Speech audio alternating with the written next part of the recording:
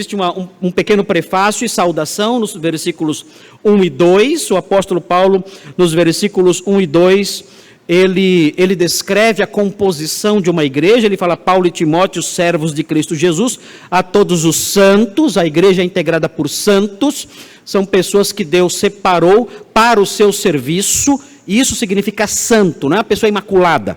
Santo é alguém que Deus separou para o seu serviço, para os seus objetivos, para os seus propósitos. A igreja é integrada por santos. Uma igreja que não é integrada por santos não é uma igreja. É um conjunto de pessoas com um linguajar religioso, mas não é uma igreja. A igreja genuína, ela é integrada por santos. Se você não é santo, você não pode fazer parte da igreja. O requisito fundamental para que você faça parte de uma igreja é você ser santo. Você ter sido separado por Deus para o seu serviço. E os santos são somente aqueles que creram em Cristo. As pessoas que creem em Cristo são separadas por Deus do mundo, são inseridas na comunidade da fé pelo Espírito Santo e são usadas para a glória de Deus e para a expansão do seu reino. Esses são os santos. Se você ainda não é um santo, você tem que crer em Cristo para se transformar ou ser transformado por Ele num santo. Vejam, a igreja é integrada por santos que estão em Cristo Jesus. Não há outra forma de ser santo, somente por meio dessa inserção em Cristo que alguém pode ser santo. E o texto fala também que a igreja é integrada entre os santos por bispos e diáconos. Então essa é a composição de uma igreja. Os crentes em geral.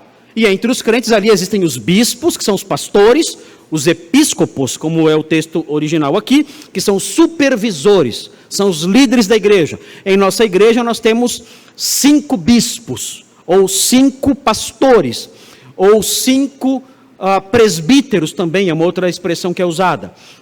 Nós 5, então, realizamos esse trabalho de supervisão, de liderança da igreja, de ensino da igreja.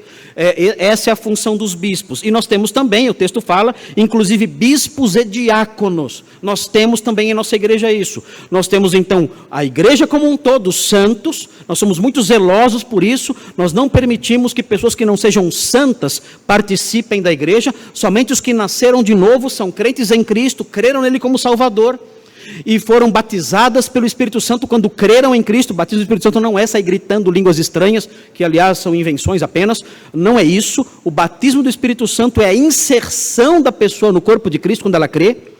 Quando a pessoa passa por isso, ela é separada do mundo e inserida na comunidade da fé. Ela então se torna um santo, separado por Deus e usado no seu serviço, na sua glória. Na nossa igreja temos isso então, os santos em Cristo Jesus, os bispos e os diáconos. Essa é a estrutura básica de uma igreja apostólica. A igreja apostólica é assim.